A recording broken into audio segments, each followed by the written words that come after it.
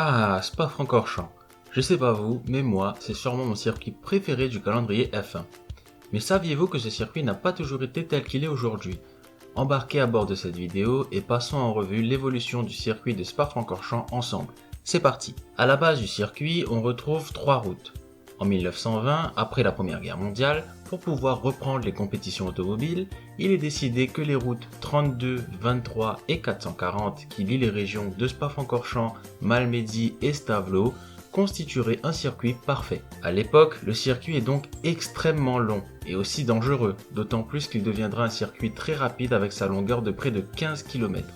5 ans plus tard, en 1925, Spa héberge le Grand Prix d'Europe, remporté par Ascari, pilote Alfa Romeo. En 1928, la piste est enfin asphaltée. Et en 1939, le Raidillon fut créé. Le Raidillon, aka ce monument du sport auto, ce virage spectaculaire aussi appelé eau rouge. Il est très apprécié des pilotes, mais aussi des spectateurs. Il s'agit d'une courbe très rapide et en très fort dénivelé. Ce seul virage va permettre à Spa d'avoir la réputation qu'il a gardée jusqu'à aujourd'hui.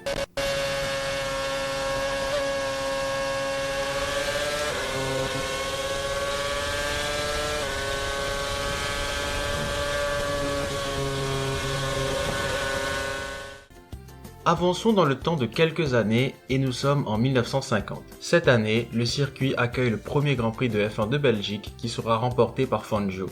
En 1970, on aura droit au dernier Grand Prix sur le grand tracé. Le vainqueur du Grand Prix aura une vitesse moyenne de 241 km/h.